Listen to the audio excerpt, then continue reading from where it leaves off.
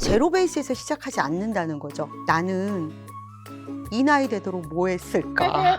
너희가 틀렸다. 내 답이 맞다. 이거 어떡할 거냐? 이러고 따졌다는 얘기. 안녕하세요. 힐링 상담소가 이제 조금 회를 거듭할수록 저희가 많은 주제를 다뤄봤어요. 근데 이 주제가 빠졌더라고요. 직장인들에 대한 주제가 빠져서 오늘은 저에게 도착한 여러 사연들 중에 그 주제를 골라봤어요. 그래서 이 주제에 대해서 좀 깊이 들어가 제가 여러분에게 되게 상큼한 솔루션을 줄 수 있는 그런 시간 됐으면 좋겠습니다.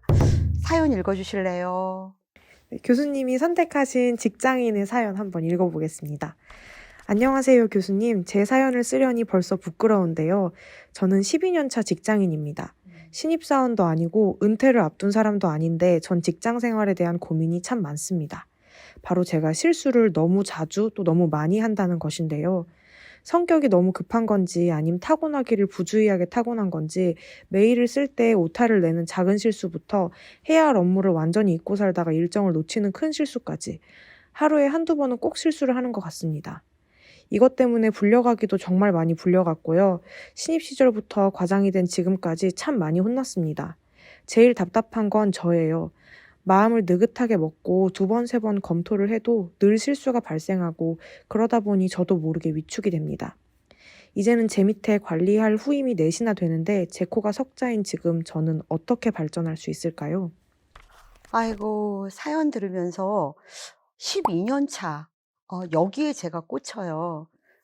이 12년 차에 이 사연을 보내신 분의 그 마음에 이런 게 있는 것 같아요. 나는 이 나이 되도록 뭐 했을까? 나 왜 이렇게 바보 같을까? 그리고 내 밑에 있는 직원들이 나 어떻게 볼까? 그런 마음이 있지 않나. 이것도 일종의 열등감이죠. 근데요, 12년 차면 실수를 하면 안 되나요? 이런 사례가 생각나네요.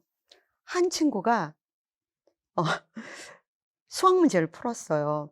그런데 수학 문제를 풀고 또 풀어도 자기 답이 맞는 거예요. 여러분, 수학에 되게 유명한 그 모모의 정석 아시죠? 그 출판사에 과감히 전화를 해서 너희가 틀렸다. 내 답이 맞다. 이거 어떡할 거냐. 이러고 따졌다는 얘기.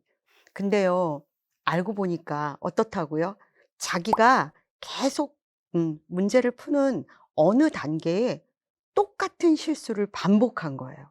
3번, 4번 풀어도 내 답이 맞아.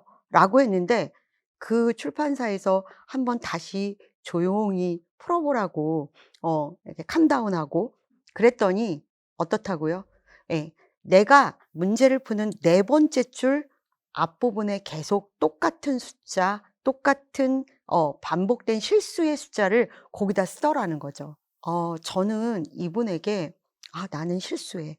이 실수를 직원들이 보면 어떡할까? 나는 왜 이 모양일까?' 이러한 것들을 전제하기 때문에 계속 내가 똑같은 서류를 보고 그 서류를 재검토해도 같은 부분에서 예 그 부분이 찝어내지지 못하고 스킵이 되는 요 친구하고 똑같은 오류를 범하는 거죠. 이렇게 사실은 남은 전혀 인지하지 못하는데 본인이 자꾸 '아 누가 볼 거야. 나는 실수쟁이야. 그래서 또 실수할 거야.' 이렇게 본인이 본인 스스로를 실수쟁이라고 그냥 찍고 가는 거죠. 여기서 '같은 실수가 반복되는 게 아닌가.' 이런 생각이 들어요. 아이고 안타깝네요. 예. 이게 소문이 났나요? 실수를 줄이는 방법을 고민하기보다 내가 하고 있는 이 실수를 좀 달리 해석하는 게 중요할 것 같아요. 그 이게 이런 얘기 있잖아요. 실수 자체가 원래 약간 부정어예요. 그쵸? 실수가 좋게 해석되는 경우가 별로 없잖아요. 근데 실수 앞에 의미 있는 실수, 예를 들어 아름다운 실수, 이렇게 실수가 좀 다르게 우리한테 존재감을 발휘할 수 있게끔 밑에 직원들한테 제가 한번 묻고 싶어요. "이 과장님 어떠세요?" 하고. 그러면 아마 이런 얘기가 나올 가능성이 되게 높아요. "아이 그 과장님이요.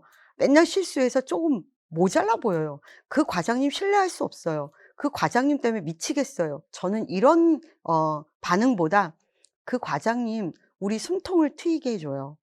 그 과장님 되게 인간적이에요. 그리고 제가 실수하면 어 막 무서울 것 같은데 그 실수를 과장님은 너그러이 봐줄 것 같아요." 이런 거.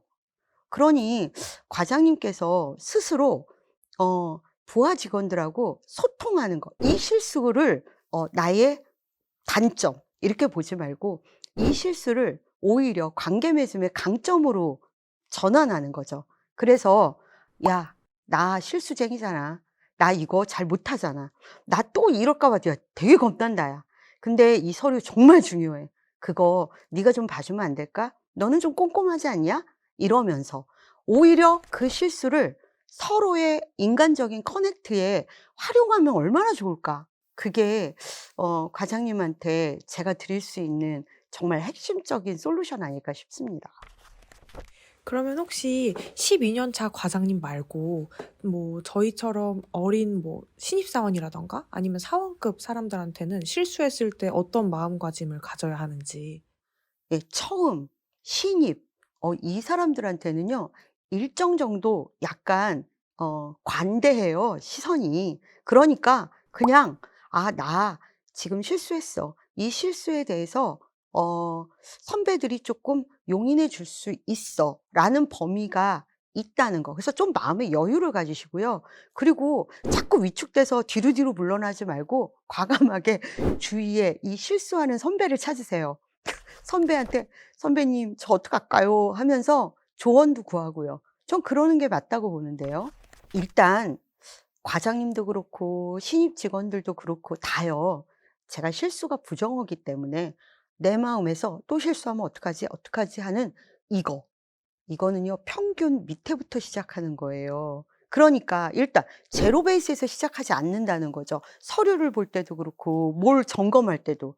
그러니까 일단 초조하죠. '또 실수하면 어떡하나.' 그걸 다시 제로 베이스로 올리는 작업 요거부터 하세요. 그래서 '그래 나 지금부터 그냥 내 앞에 주어진 거 마음 편하게 보는 거야.'라고 시작하면 좀 실수를 줄이지 않을까 생각됩니다. 저도 실수쟁이에요. 예. 너무너무 실수 많이 하고요. 그래서 저도 맨날 뭐 어디다 뭐 놓고 뭐 숫자 또는 뭐 그래서 제가 이렇게 할 때마다 주변에서 뭐라고 얘기하는지 아세요? "교수님 강의만 하세요. 상담만 하세요. 교수님 잘하는 거 하세요." 라고 해요. 네. 너무 다 잘하려고 하지 마세요. 그럼 오늘도 힐링하세요.